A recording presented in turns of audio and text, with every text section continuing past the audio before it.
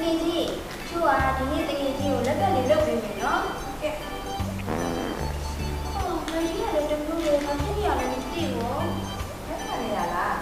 ဟုတ်တယ်ဒီနေ့ဒီနားပိုင်းလာနေတယ်ဟုတ်ပြီအသိအိမ်မှာဆိုရှင်လေမမေကစီးပူးလေးကစီးတွေကိုယူပြီးတော့တက်ပေးနေကြအခုလည်းအသိသွားယူပေးမယ်လေ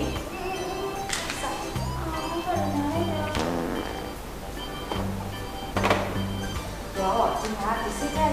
စီးကိုတောက်လိုက်အဆင်ပြောက်သွားမှာဒီနေ့အဲ့ဒါတောက်နေလေဒီခဏနေရောအဲ့ဒီရှိတယ်စီးကအမေကိုပြောပြီးမှတောက်ရမယ်ကိုနဲ့မကျတဲ့စီးကိုတောက်နေအဲ့ဒီရှိတယ်ဟုတ်လားအဲ့ဒါဆိုတကယ်ချင်းလူလေးကိုနေပြီးမှတောက်ရအောင်နော်မမေဘာလာနေလို့ဟုတ်လားသမီးမဖြစ်လို့လေမေကြီးအောင်မသိဘူးမေကစားနေတယ်ဘယ်ကနာလာဟုတ်လားဘယ်နာလာလဲဒီနာပဲမေဟုတ်လားဆိုမေစိတ်တိုင်းမယ်နော်ဟာလာမေ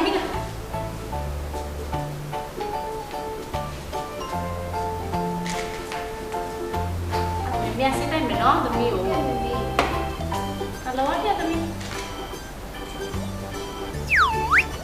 လေးတို့လည်းကောင်းကောင်းကြည့်ပြီးကြနေတာဆေးကိုတောက်တဲ့အခါမှာမမေဖေဖေကိုပြောပြီးမှတောက်ရမယ်နော်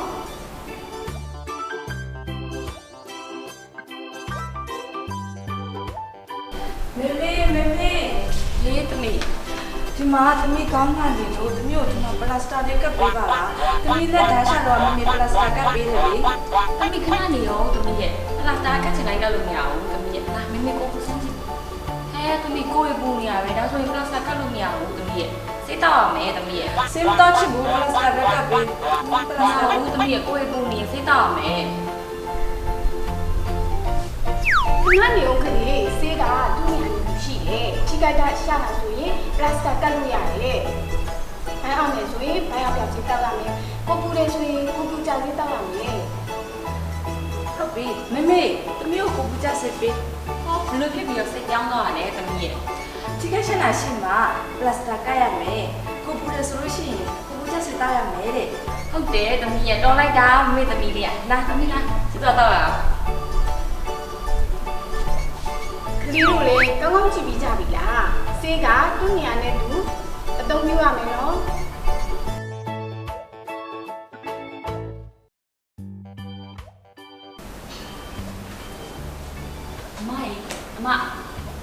အမ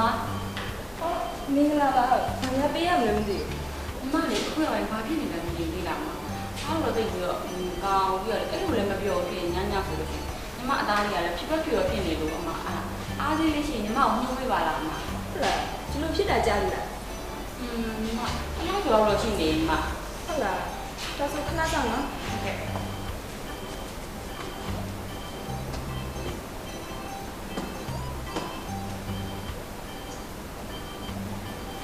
ဒါဆိုဒီအားစလေးတောက်ကြည့်လိုက်လေဒီအားစကအားနေတဲ့သူတွေအတွက်အသင့်တော်ဆုံးဟုတ်အမအားဒီလိုဘယ်နှလုံးတော့တောက်အောင်လဲစာကိုတနေ့ကိုတစ်လုံးထမင်းမစားခင်ပုံမှန်စားပေးရတယ်နော်ဟုတ်ကဲ့ဟုတ်ကဲ့ပါဟုတ်တနေ့ကိုတစ်လုံးမတောက်ရမယ်နော်ဟုတ်ကဲ့ပါအမဟုတ်ကဲ့ဟုတ်ကဲ့ပါဒီမှာရဲ့အမဝိုင်းခုရဘယ်ငါဘာဖြစ်နေလဲမသိဘူးလူကလည်းဖြူရလေအားလည်းမရှိဘူးစိတ်ဆန်ဝလာတဲ့အားသေးလေးရှိရပဲဒါလေးကအားသေးလေးဆိုတော့